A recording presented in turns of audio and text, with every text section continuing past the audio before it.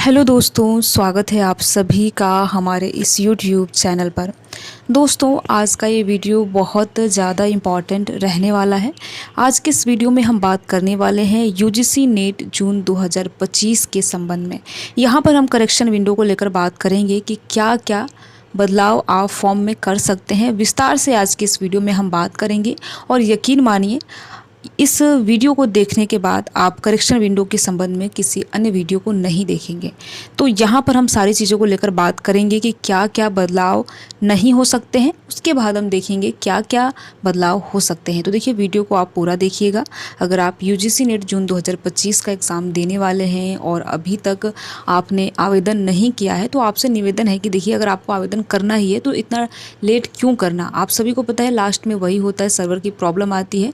तो किसी भी परेशानी का सामना आप सभी को न करना पड़े, इसलिए शीघ्र ही आप फॉर्म भर लीजिए। तो यहाँ पर थोड़ी सी बात हम फॉर्म फिलिंग को लेकर कर लेते हैं, क्योंकि बहुत ऐसे अभ्यर्थी हैं जो कि इस वीडियो को पहली बार देख रहे होंगे। तो देखिए, अगर आप यूजीसी नेट का एग्ज़ाम देना चाहते हैं, जून वाला एग्ज़ाम देना चाहते हैं, तो आवेदन की जो प्रक्रिया है वो चल रही है। आज 5 मई है और 7 मई अंतिम तिथि रहने वाली है और 8 मई को आपका फ़ी पेमेंट की लास्ट डेट है। ठीक है, इसके बाद 9 और 10 यानी ये 2 दिन जो रहेंगे आपके करेक्शन विंडो को लेकर रहेंगे। यानी कि फॉर्म भरते समय आपने अगर किसी भी प्रकार की कोई गलती कर दी है तो उसे सुधारने का एनटीए आपको एक अवसर देता है। तो उसी अवसर के बारे में आज के इस वीडियो में हम बात करने वाले हैं। ठीक है, तो देखिए, ये करेक्शन विंडो अगर हम बात करें कब से ओपन होगी, तो ये 9 मई से 10 मई के बीच ये ओपन होगी। क्योंकि देखिए, आप सभी को पता है जैसे ही जब यूजीसी नेट जून 2025 का नोटिफिकेशन जारी हुआ तो उसी समय ये सारी चीज़ों को पहले से ही क्लियर कर लिया गया था कि कब जो है करेक्शन विंडो ओपन होगी। ठीक है, तो यहाँ पर पहले हम बात कर लेते हैं कि क्या वे चीज़ हैं जिनमें बदलाव नहीं हो सकते हैं। क्योंकि देखिए, इसको समझना काफ़ी ज़रूरी है। आप में से सब बहुत ऐसे अभ्यर्थी होंगे जिन्होंने बहुत अच्छे से फॉर्म भर लिया होगा, लेकिन देखिए कुछ ऐसे भी नए अभ्यर्थी होंगे जिनसे कुछ गलतियाँ हो गई होंगी। तो यहाँ पर क्या वे चीज़ें हैं जिनका आप सभी को ध्यान रखना है, किन किन चीज़ों पर आपको ध्यान देना है। तो यहाँ पर अगर हम बात करें कि बदलाव किस चीज़ में नहीं होगा, ठीक है, बदलाव किस चीज़ में नहीं होगा, तो इस चीज़ को आपको ध्यान में रखना है। अगर हम पहले बिंदु पर बात करें तो देखिए, आपका जो नाम है इसमें बदलाव नहीं हो सकता है। यानी कि जो कैंडिडेट नेम है इसमें किसी भी प्रकार का, अब जब करेक्शन विंडो ओपन होगी आप इसमें किसी भी प्रकार का कोई बदलाव नहीं कर सकते हैं। साथ ही साथ आप जेंडर में, यानी कि आप मेल हैं या फीमेल हैं या फिर ट्रांसजेंडर हैं, इसमें भी किसी भी प्रकार का कोई बदलाव नहीं कर सकते हैं। इसके साथ साथ बहुत ऐसे अभ्यर्थी हैं जिनको जो कि सिग्नेचर करते समय या फिर जो फ़ोटो अपलोड करते समय गलतियां हो जाती हैं, तो इसमें भी किसी भी प्रकार का कोई बदलाव नहीं हो सकता है। फ़ोटो और सिग्नेचर में आपको बदलाव देखने को नहीं मिलेंगे। साथ ही साथ आपने जो मोबाइल नंबर दिया होगा फॉर्म फिलिंग के टाइम, आपके मोबाइल नंबर में भी आप एडिट नहीं कर सकते हैं। साथ ही साथ ईमेल एड्रेस में भी आप बदलाव नहीं कर सकते हैं। यानी कि जो आपने ईमेल दिया है इसमें भी किसी भी प्रकार का कोई बदलाव नहीं कर सकते हैं। इसी के साथ साथ जो आपका स्थायी पता है उसमें भी आप बदलाव नहीं कर सकते हैं। तो ये कुछ चीज़ें हैं जो कि आप सभी को ध्यान देनी है। इसके बावजूद देखिए, जहाँ भी एडिट का ऑप्शन दिखे वहाँ आप बदलाव कर सकते हैं। और साथ ही साथ देखिए, ऐसा नहीं है कि ये मेरे द्वारा अपने मन से बताया जा रहा है, ये बिल्कुल ऑफिशियल अपडेट है। जो नोटिस में है वही मेरे द्वारा यहाँ पर आप सभी के साथ साझा किया जा रहा है। क्योंकि सभी देखिए नोटिस नहीं पढ़ पाते हैं, बहुत ऐसे अभ्यर्थी हैं जो कि नोटिस में लाइन बाय लाइन नहीं पढ़ पाते हैं। तो यहाँ पर जो ऑफिशियल नोटिस में था मैंने आप सभी को बता दिया। अब इसके बाद अगर हम देखें कि क्या वे चीज़ें हैं जिनमें हम बदलाव कर सकते हैं, क्योंकि बहुत ऐसे अभ्यर्थी हैं जिनको डेट ऑफ बर्थ में गलतियां हो जाती है, कैटेगरी में गलतियां हो जाती हैं। तो यहाँ पर अच्छी चीज़ ये है कि इसमें आप बदलाव कर सकते हैं। ठीक है, बदलाव आप किस में कर सकते हैं, इसको भी आपको बिल्कुल ध्यान देना है और ये भी समझना है कि आपने फॉर्म भरते समय किस चीज़ में गलती की, जिससे कि 9 और 10 मई को जब करेक्शन विंडो ओपन हो तो आप उसमें बदलाव कर सकें। तो देखिए, अगर आपने डेट ऑफ बर्थ यानी कि जन्म तिथि अपनी गलत लिख दी है, मान लीजिए 97 की जगह 98 लिख दिया है या फिर 2002 की जगह 2003 लिख दिया है, इस प्रकार की अगर कोई आपसे मिस्टेक हुई है तो आप इसमें बदलाव कर सकते हैं। यानी कि जन्म तिथि में यानी डेट ऑफ बर्थ में एडिट का ऑप्शन आएगा, आप वहाँ पर जाकर बदलाव कर सकते हैं।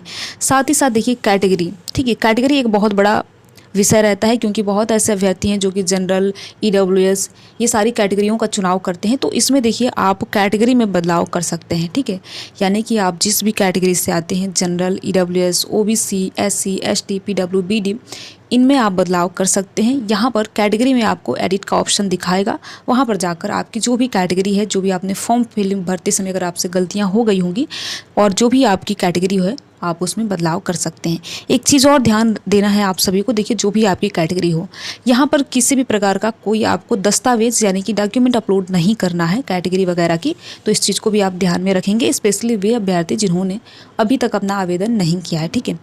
इसी के साथ साथ देखिए अगर आपने अपने माता पिता यानी अपने अगर मम्मी पापा का नाम गलत लिख दिया है तो इसमें भी आप बदलाव कर सकते हैं। तो ये कुछ चीज़ें हैं जो कि आप सभी को समझना बेहद ज़रूरी है कि आपने क्या गलती की है जिससे हमें एडिट का ऑप्शन मिले तो हम बदलाव कर सकें। तो यहाँ पर देखिए जो भी ऑफिशियल अपडेट है मैंने उसी के हिसाब से आप सभी को बताया है। अगर आप चाहें तो यूजीसी एनटीए के ऑफिशियल वेबसाइट पर आप जाकर देख सकते हैं कि किन किन चीज़ों में बदलाव कर सकते हैं।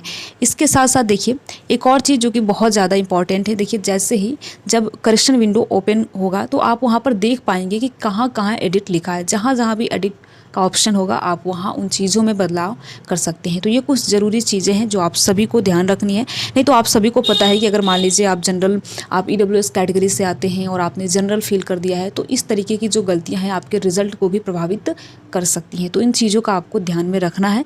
जो भी अभ्यर्थी फॉर्म भर चुके हैं उनको स्पेशली इन बात का ध्यान रखना है, और जो भी अभ्यर्थी अभी तक अपना फॉर्म नहीं भर पाए हैं तो आप देखिए जल्दी से जल्दी, आज 5 मई है, 6-7 आपके पास 2 दिन का और अतिरिक्त समय है। आप जल्दी से जल्दी अपना आवेदन कर लीजिए अगर आप इस बार यूजीसी नेट जून 2025 के एग्ज़ाम में उपस्थित होने वाले हैं तो, ठीक है।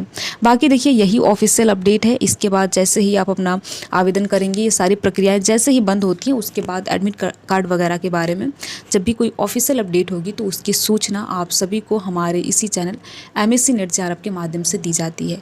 और देखिए मेरे द्वारा यहाँ पर जो भी जानकारी दी जाती है बिल्कुल ऑथेंटिक और सही जानकारी दी जाती है, तो आप इस पर भरोसा कर सकते हैं।